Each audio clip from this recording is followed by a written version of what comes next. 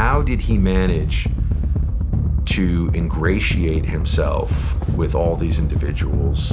Where did the money come from? This guy's worth hundreds of millions of dollars, Sean. Yeah. How is it that we are sitting here now after he, I don't know what you're gonna say, he committed suicide in the prison where no one had ever been able to commit suicide before, after Ghislaine Maxwell has also gone off to prison, and we learned nothing from her trial, Sean. Nothing. The Epstein stuff that just dropped. Sure. Director of CIA, going to his townhome to have meetings. What would they be meeting about? The Epstein story across the board is one where the conspiracy theorists, so to speak, keep on looking like the ones that see what's really going on, meaning that it just gets, you have to believe more and more coincidences. You have to believe more and more of the official line, even though that doesn't really seem credible. My biggest question, so the answer about the CIA guy is, yeah, so many, I mean, Bill Clinton, and he wasn't CIA director. I think he was a deputy assistant secretary at state or something at the time, but now is the CIA director, which is why it's getting so much attention. How did this guy, I can't even keep a list in my head of all of the private movie screenings with Woody Allen, had just had interactions with all these people as a matter of public record. We know this. How did he manage to ingratiate himself with all these individuals? And how is it that nobody stopped to think? We don't know. First of all, some of them were hanging out with him after he was already a sex criminal. Yeah. And that's a bit, by the way, you have to remember, these are people for whom protecting their reputations generally is one of their most important considerations, right? You're a politician, you're a public figure, you're going to hang out with a known sexual predator? You're going to have no interest in finding, you're just going to hang out with some guy who's in some $80 million mansion in Manhattan and owns a private island off the, U.S. Virgin Islands and owns a mansion in Palm Beach. You're going to hang out with him. Why? What is he going to do for you? How did he get, Bill Gates spent a lot of time with him. And you look at the figures. If you believe that there was like an Illuminati, that there was a globalist elite that has similar aims and a similar view of humanity and is looking for total control, those people, a lot of them, were in the Epstein orbit. I've never heard a good explanation for how that all came together. And there are some questions that I have about the Epstein thing that I'll put out there that I think are so, and I've heard from, again, these are people without attribution. I've heard people who have made very specific allegations, and these are very connected, very powerful people, like names that every single person watching this or listening to this would know, have made very specific allegations about Epstein, but they lack the proof. And they're not going to put themselves in a position, not about Epstein, but about the other. Mm-hmm. The people involved. So how is it that we all understand that Epstein's operating we still don't know where his money really came from. They say it was consulting or something, but that's not credible, right? We know that he was effectively given a house, I think, by, the founder of, I can't remember the guy's name, but by a billionaire. But we still don't know where the money came from, which is not that hard. You know what I mean? Forensic accounting. FBI is great at that. Where did the money come from? This guy's worth hundreds of millions of dollars, Sean. Yeah. You know what the first thing when this came out? People said, oh, he was a stock market trader. I know hedge fund guys. I said, anyone ever heard of this guy? No. You're not making $600 million, $800 million on Wall Street. No one's ever heard of you before. This is crazy, right? Didn't make his money that way. So they don't really know where his money came from, which is a huge red flag in and of itself.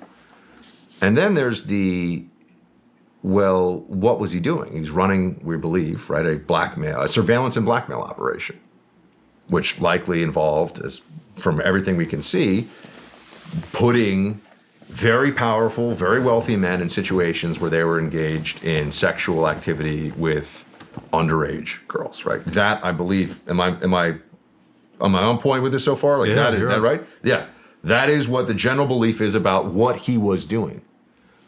How is it that we are sitting here now after he, I don't know what we're going to say, he committed suicide in the prison where no one had ever been able to commit suicide before, after Ghislaine Maxwell has also gone off to prison, and we learned nothing from her trial, Sean. Nothing. She's just going away for 20 years. Just, we're not hearing a word about it. Oh, okay.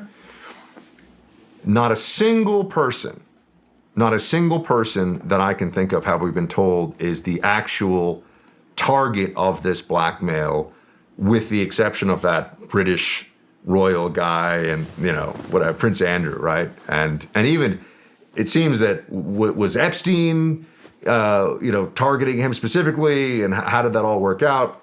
Point being, how do you have a massive at least multi-year, maybe multi-decade blackmail operation with no targets? No one ever has this answer for me. How do you have a blackmail operation where nobody was being blackmailed? One where you made hundreds of millions of dollars. And I think the answer is, there are people who have been able to adjust the system to their liking in a way that certain facts have not come to light. I'll give you a couple of other things, other thoughts on this. Because also, it's difficult because I think there probably are people who did lunch with Epstein and they didn't know, right? I think that's a thing. I think that's pretty clear at this point. But I also think there are people who did know. Well, I mean, And you have all these billionaires that are going to take away the island. You have all these billionaires going to New York, staying in his townhome with them. When I travel somewhere, I don't stay at their house, especially if it's for business. I get a nice hotel, and I'm not a billionaire. I don't know any billionaires that stay at. Do you? No, it's very out of. He clearly had an MO here where he wanted people to be. He wanted to sort of bring them into the web, and it is surprising that you would. I shouldn't say surprising. There are people whom I think the public would be surprised or have been surprised to find out weren't more on guard about the whole thing or weren't more aware. And when you start to think that through, you go, well, is it that they didn't know or is it that they just pretended not to know? And that's where things start to get dialed in a little bit more. But I will tell you a couple of data points that also go in so I think we can all agree, we don't really know where his money came from, and it's massive wealth, hundreds of millions of dollars. Okay. That's very strange. We should know where all this money came and went. It's all being done electronically. It should all be trackable. Oh, Swiss banking, there's no such thing as Swiss banking secrecy anymore. Give me a break. There'd be ways to figure this out. Someone doesn't want to know. Beyond that, where's the blacklist, the target list, the black book, whatever? Where is the target set that he was blackmailing? If we all think he was blackmailing, who is there? We haven't been told that. Then, if you go back to the earliest phase of the Epstein saga, he was given a plea deal that was so. I remember I asked my friend Andy McCarthy, who was a Southern District of New York prosecutor. You probably see him on Fox. Great guy, brilliant dude. I asked him about this specifically, this notion. And so he confirmed it for me. They gave Epstein a plea deal that excused his underage sex trafficking beyond a 6-month, basically home confinement. It was a joke. It was no sentence at all. And this was federal. But they also gave him that the plea deal covered him and unnamed possible co-conspirators. I asked Andy, I said, Andy, you were the Southern District of New York for 23 years. Have you ever even heard of that before? A plea deal that gives immunity beyond the individual to unnamed individuals? He says, no, he told me, he says, that's not a thing. So you got a guy who is trafficking sexually underage girls. You got him nailed, dead to rights. And you give him the biggest sweetheart deal as a prosecutor anybody could ever imagine, to the point where it's not even done in prosecutorial circles. Like, this isn't even attacked. Why would you ever do that? There's no basis for this in law. And remember, there was the prosecutor, the federal prosecutor in Florida at the time. This came up during the Trump administration. He had to go because people were really upset about this when they figured out how the Epstein thing was initially, because there was all this focus on the Epstein trial. They said, wait, what happened back in, the whatever it was, the early mid-2000s, when this first came up? So there's no explanation of that whatsoever, other than, and you've heard, I'm sure, the quote, we think he belongs to intelligence, and there's been this other stuff out there. And then I'll just add one more factoid to this. And I wish I had the, here's who he was working for, here's who he was targeting. I don't have it yet because I'm just, a guy, and I'm reading what I read in the news, and I'm trying to use the sources that I have. There are very powerful forces trying to stop us from knowing this. Sean, when the FBI actually did I don't remember the year, but it was recent in the last few years, they did a raid on his home. And this was in the FBI, in the logs. I mean, you can actually check this one. They did a raid on his home, and they came upon tapes. Okay? They came upon what we would assume would be surveillance footage. Now, we know he had the whole house mic'd up, cameraed up, the whole thing, right? Including the rooms that were specifically meant for, illicit activity. The FBI agent on the commanding, whatever his agent running the scene, reached out to Epstein's lawyers and let Epstein lawyers come and decide what was privileged and what was able to be taken. Let them sort it out. Are you serious? Yep. It's funny to me that you have friends inside the FBI that get upset with you for talking shit about the FBI, and then we're talking about this right fucking now. That's why nobody fucking believes you. The FBI has gone into as an institution, gone into a very bad place for a number of reasons with the politicization. But on the Epstein thing, I mean, you think about the ferocity with which they went after Roger Stone for basically making a joke on Twitter DM. They go and they arrest this senior citizen in his silk pajamas with 26 guys in tack gear and make a real show of it. Mm-hmm. And then you see what the federal law enforcement apparatus did for years and years and years to Jeffrey Epstein. You wonder, what are the priorities here? They go after Roger Stone for nothing, like it's the bin Laden raid. And they call CNN to watch it, to humiliate him and put it on air. And we all know they did it.